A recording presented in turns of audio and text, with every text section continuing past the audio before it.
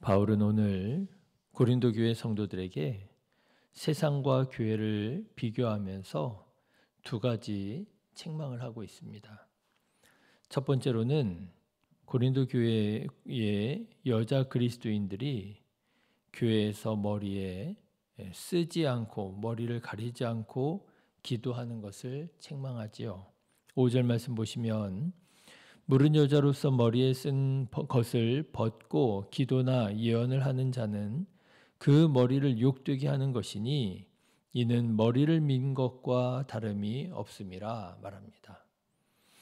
그리고 여자가 머리를 기르는 것을 머리에 가리는 것과 같은 의미에서 또 칭찬할 만한 것으로 말하지요. 머리를 길러야 된다. 머리를 가려야 된다.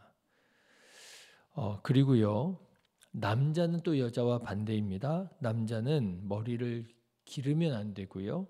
또 남자는 머리를 가리면 안 된다. 이렇게 얘기를 하죠. 그래서 여러분들도 아시는 것처럼 지금 천주교회 가보시면 여자들이 미사할 때 머리에 이렇게 가리고 뭐 이렇게 스카프 같은 걸 두르고 그리고 미사를 드리잖아요. 그 전통이 바로 이런 전통에서 나온 것입니다. 자, 그러면 이상하지요. 아니, 성경에서 이렇게 말하고 있다면 우리 개신교도인들도 여자 성도님들은 뭔가 머리를 가려야 될 것 같지 않습니까? 남자는 머리 기르면 안 되고요. 사도 바울은 분명히 이렇게 머리를 가리라고 가르치고 있는데 왜 우리 개신교 여자 성도님들은 머리를 가리지 않고 스카프를 두르지 않고 있는 것일까? 알 필요가 있습니다. 여기에서 사도 바울이 이런 복장을 하고 교회에 나와서 예배를 드려야 된다라고 하는 것은 절대적인 것을 말하는 게 아닙니다. 여기에서 사도 바울이 말하고자 하는 보다 중심적인 의미는 하나님께 예배를 드리러 나올 때 마음가짐이 어떠냐라고 하는 거예요. 마음가짐이 어떠냐.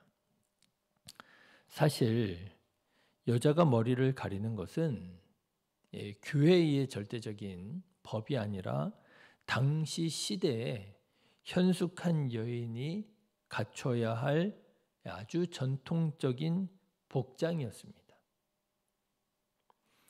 여러분 지금도 중동의 여자들을 보시면 스카프 같은 것으로 머리를 가리고 다니잖아요. 뭐 차도르라고도 하고 히잡이라고도 하고 하면서 머리를 다 가리고 다니잖아요. 심한 경우는 머리만 가리는 게 아니라 얼굴도 가리지요. 그게 그때 당시에 당연한 상식이었고 전통이었고 관습이었습니다. 자, 그런데 고린도 교회의 여자 그리스도인들 중에서 교회에 나오면서도 머리를 가리지 않는 사람이 있었다라고 하는 거예요. 그러니까 이게 무슨 말이냐면 말하자면 그런 거예요. 세상 친구를 만나러 갈 때는 아주 예쁘게 하고 우아한 옷을 입고 화장을 아주 예쁘게 하고 나가서 친구를 만나고 교제하고 그러면서도 교회 갈 때는 어떻게 한다는 거예요? 아무 옷이나 대충 입고 교회 가서 예배드리고 집에 다시 돌아가는 걸 말하는 거예요. 사도 바울이 그렇게 말하는 것입니다. 너희는 세상에서는 그렇게 예의를 갖추어서 옷도 아주 복장을 갖춰 입고 화장도 그렇게 예쁘게 하고 가서 사람들 만나고 돌아다니면서 정작 하나님 만나러 교회에 올 때에는 복장도 제대로 갖추지 않고 예의도 지키지 않고 화장도 하지 않고 그렇게 교회 와가지고 대충 입고 와가지고 그렇게 신앙생활하는 것이 그게 합당한 일이냐라고 말하고 있는 거예요. 여러분, 옷이 날개라고 하는 말이 있는 것처럼 어떤 옷을 입느냐에 따라서 그 사람이 다르게 보여지고요. 더 나아가서 그 사람의 생각도 달라집니다. 그래서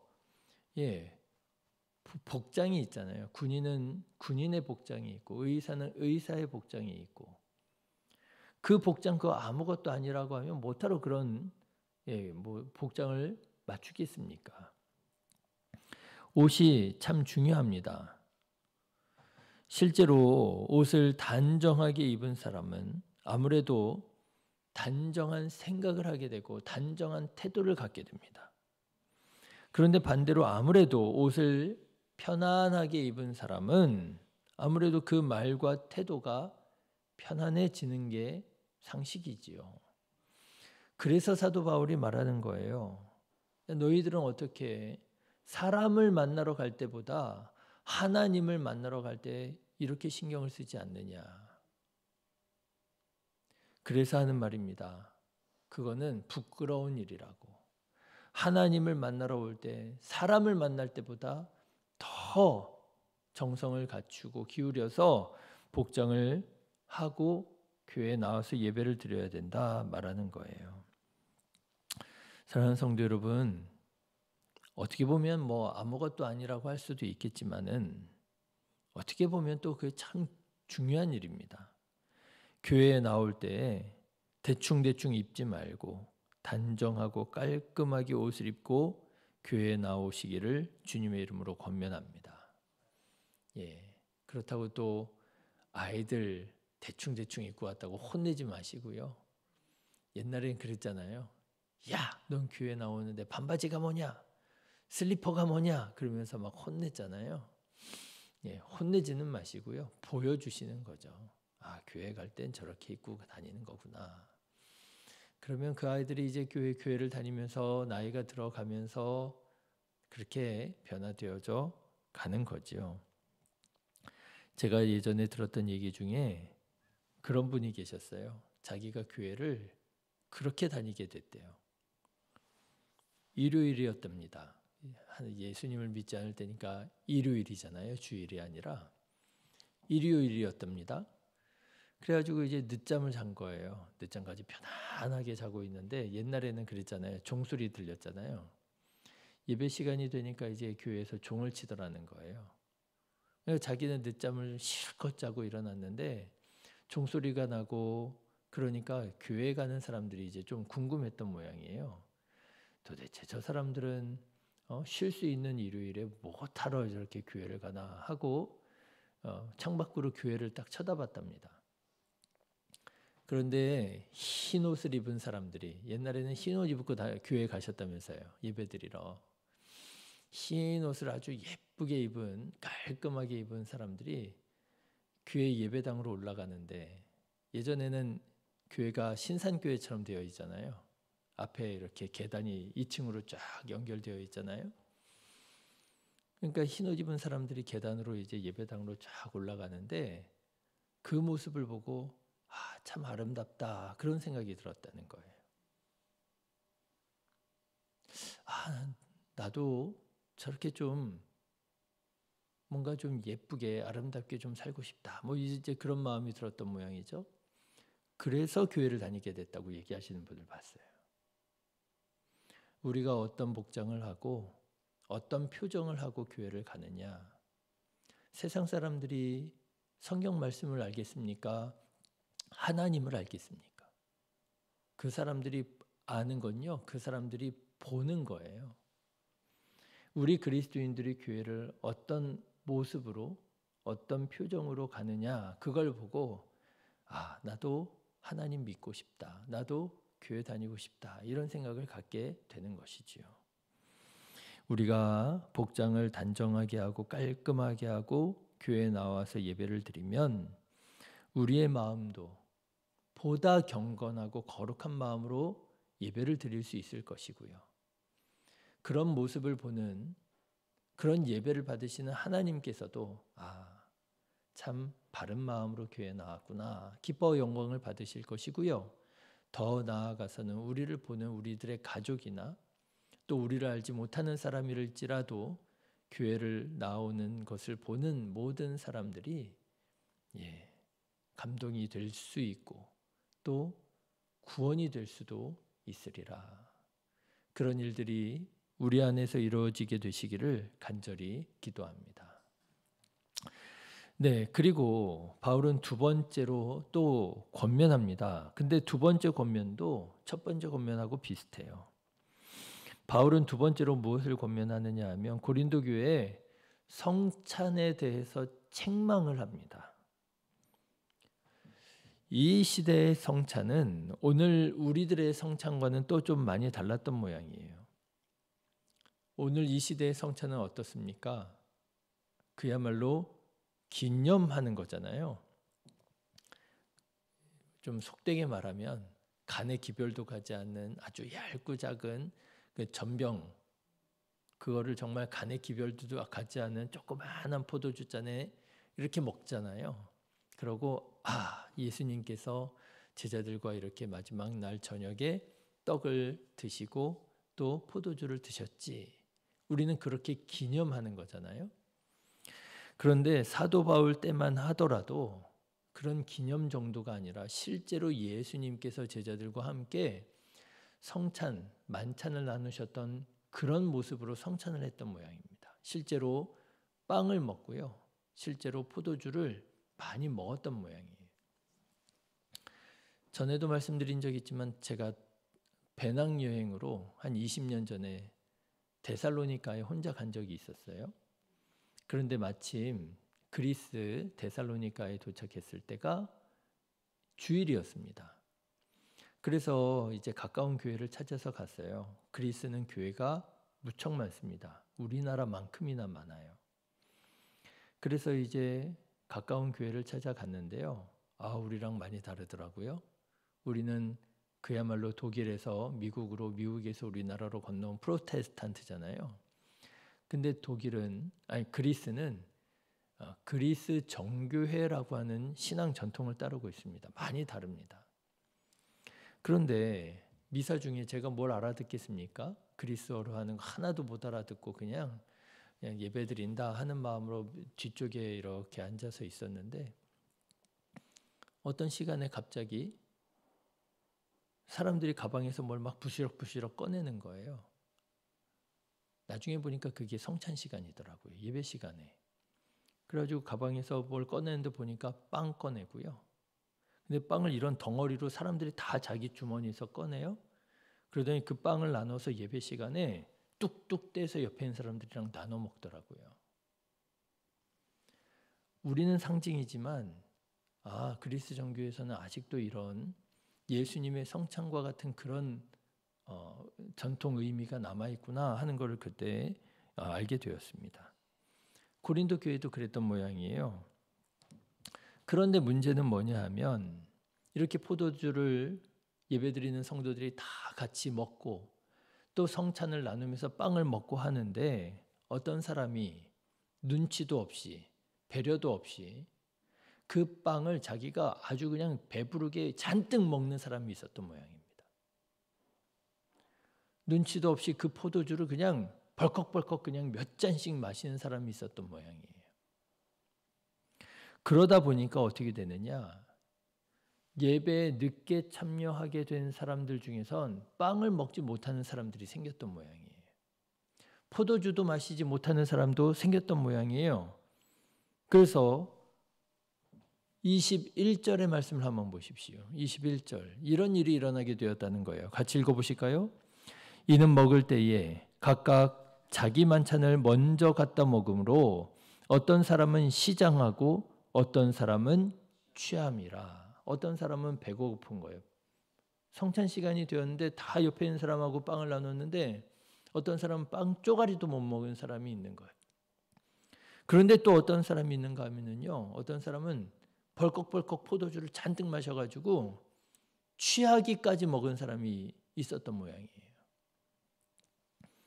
사도 바울이 말합니다. 야, 그러지 마라. 교회에서 배 채울 일이 있냐. 배고프면 집에서 밥을 먹어라. 자, 여러분 생각해 보십시오. 이런 말을 하는 사도 바울의 마음이 어땠을까요? 어떻게 보면 이건 정말 신앙의 문제가 아니라 상식의 문제가 아닙니까? 여러 사람들이 모여서 지금 함께 있는데 그 사람이 꼭 뭐 그리스도인이든 하나님을 믿는 사람이든 뭐 그런 걸 떠나서 여러 사람이 있는데 빵은 딱 정해져 있고 포도주는 딱 정해져 있는데 내가 얼마를 먹어야 될지 모를까요? 이거는 믿음의 문제라기보단 상식의 문제잖아요. 그런데 이런 말까지도 사도 바울이 해야만 했던 거예요. 사도 바울의 마음이 어땠을까요? 정말 답답하지 않았을까요? 오병이어의 역사가 나타나도 부족할 판에 보리떡 5개, 물고기 2마리 가지고 5,000명이 먹고 2만 명이 먹었다고 하는 그런 일이 일어나도 부족한 판에 교회 안에서 성도들이 주섬주섬 다 자기 집에서 빵을 갖고 왔는데 부족해서 못 먹는 사람이 생긴다는 게 말이나 되느냐는 거예요. 얼마나 참담하겠어요. 그리고 여러분 한번 생각해 보십시오. 이런 일이 세상에서도 일어날까요? 아니, 친구들이랑 놀러 갔어요. 야, 거기는 음식 사 먹을 만한 그런 식당이 없으니까 도시락 싸가자. 그래서 도시락 싸가기로 했어요. 그래서 도시락 싸갔는데 도시락이라고 조금씩 다 싸갔는데 어떤 한 사람이 눈치도 없이 배려도 없이 옆에 있는 사람들 것까지 잔뜩 자기가 다 먹어버려 가지고요. 그 놀러 갔던 사람들 중에서 어떤 사람은 김밥 쪼가리도 먹지도 못하고 그냥 하루 종일 배를 쫄쫄 굶고 있어야 된다면 여러분 그런 일이 있을 수 있을까요? 세상에서도? 예, 사도 바울이 말하는 겁니다. 세상에서도 이런 일이 일어나지 않을 거 아니겠느냐. 그런데 어떻게 하나님을 한 아버지로 예수님을 믿음의 주로 믿는 그리스도인들이 모인 교회에서 어떻게 이런 일이 일어날 수 있느냐. 33절 말씀을 보십시오. 사도 바울은 이런 말까지도 합니다. 같이 읽어보실까요? 그런즉 내 형제들아 먹으러 모일 때에 서로 기다려라. 아유, 참 이 말을 하는 사도 바울의 마음이 어땠을까 싶어요. 정말 답답하지 않았을까 싶습니다. 네, 물론 먹으라고 성찬하는 겁니다. 먹는 게 죄는 아니에요. 그러나 어떻게 하는 것이 덕스러운 것이라고요? 권리가 있지만 그 권리를 절제하는 것이 덕스러운 것이라고요. 먹을 수 있지만, 할 수 있지만 먹지 않는 것, 하지 않는 것, 내가 그것을 한다고 꼭 죄가 되는 것은 아니지만 하나님의 영광과 덕을 위해서라면 내가 하지 않는 것, 그것이 덕스러운 것이라고요. 여러분, 줄인 사람이 없도록 함께 먹을 수 있도록 서로를 기다릴 때 우리는 교회에서 그야말로 교회를 경험하고 우리가 믿음 안에서 한 가족임을 경험하게 되는 것이지요. 바라기는 자기 입장만 생각하지 말고 서로를 기다려주고 함께 할 수 있는 배려의 사람, 믿음의 성도 되시기를 주님의 이름으로 축원합니다. 자, 그러니까 여러분 오늘 말씀을 한번 정리해 보자면 그런 거예요. 고린도 교회 성도들 중에 어떤 사람이 있었다는 거예요? 친구들 만나러 갈 때는 쫙 빼입고 교회 가면서 교회 갈 때는 후줄근 대충 입고 가는 사람이 있었다는 거예요. 그리고 그렇게 교회에 대충 입고 가가지고 어떤 일을 했다는 거예요? 다른 사람은 하나 배려하지 않고 성찬 시간에 자기가 그냥 빵이며 음료수며 그냥 배 터지게 먹는 사람이 있었다는 거예요. 다른 사람은 먹지도 못하게.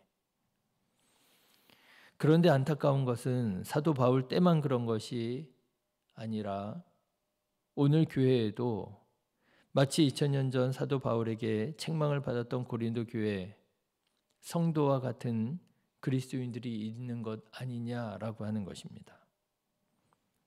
여러분, 이런 사람을 어떻게 그리스도인이라고 할 수가 있겠습니까?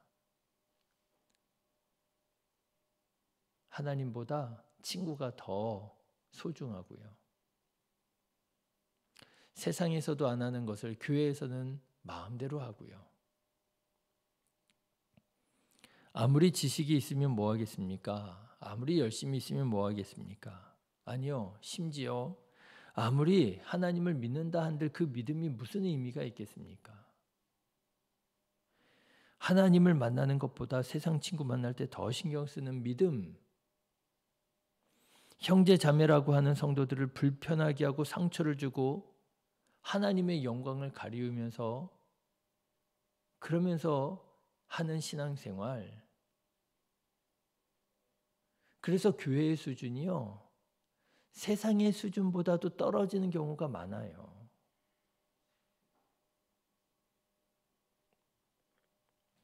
이렇게 말씀드려서는 안 되겠지만 한번 이렇게 말씀드려 볼까 싶어요. 적어도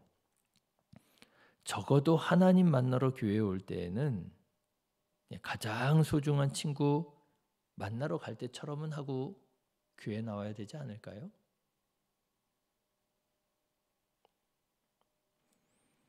보석을 주렁주렁 걸치고 자랑하듯 교회를 나오라는 말씀이 아니고요. 단정하고 깨끗하게 하나님, 내가 오늘 하나님께 예배드리러 갑니다 하는 마음으로 말이죠.